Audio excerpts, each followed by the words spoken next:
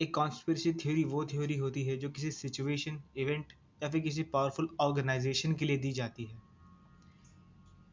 इस स्थिति में कि हमें सच्चाई नहीं पता है।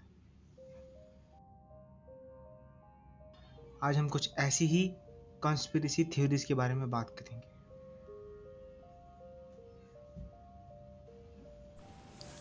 Conspiracy theories that turned out to be true.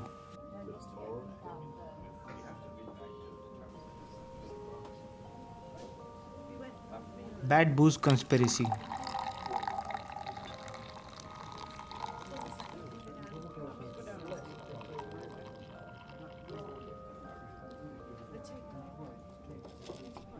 Prohibition के दौरान सरकार शराब के इस्तेमाल पे रोक लगाने के लिए उसमें जहर मिला रही थी ताकि लोग उसे पी ना सकें।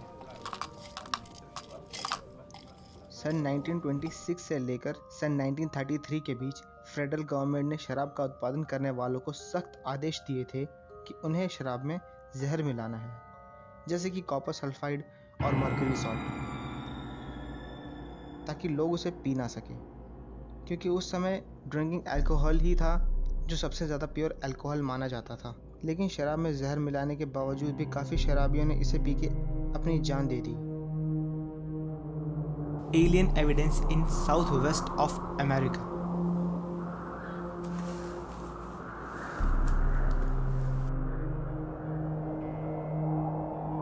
एक्स्ट्रा टेरेस्ट्रियल ईटी मूवी में दिखने वाला एलियन असली में न्यू मैक्सिको के एक रेगिस्तान में दफन है।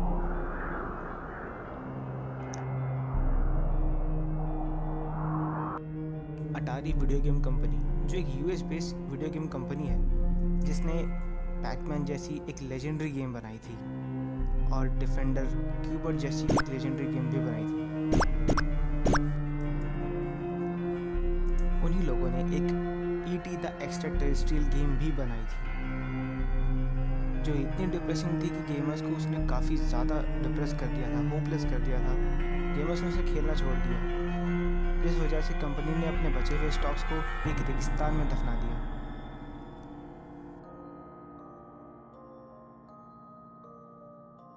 Bermuda triangle.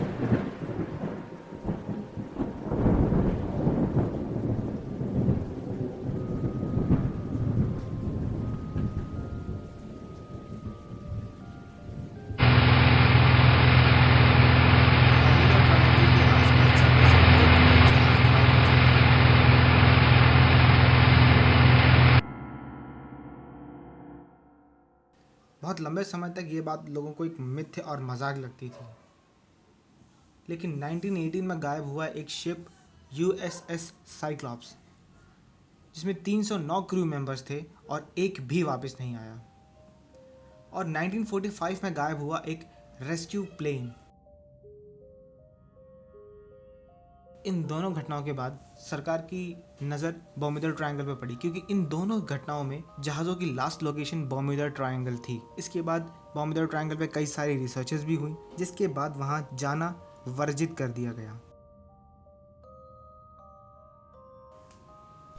The conspiracy of government spying on us.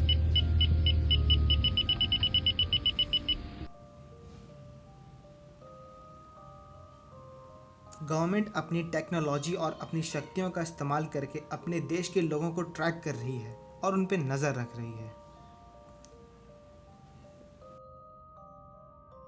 सच्चाई यह है कि इलेक्ट्रॉनिक फ्रंटियर फाउंडेशन, जो एक प्राइवेट ऑर्गेनाइजेशन है जो लोगों के अधिकारों की सुरक्षा करती है, EFF की रिपोर्ट के हिसाब से सरकार लोगों का डेटा चुरा रही थी और ये काम बहुत चुपचाप किया जा रहा था। सन 2016 में ये बात जाहिर भी हो गई कि जी हाँ, ये बात सच थी, क्योंकि सरकार ने 49,868 लोगों का डाटा फेसबुक से, 27,850 लोगों का डाटा गूगल से मांगा और 9,076 लोगों का डाटा एप्पल से मांगा।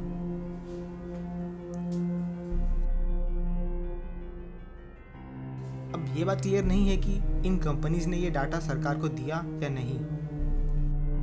The conspiracy of dead baby project.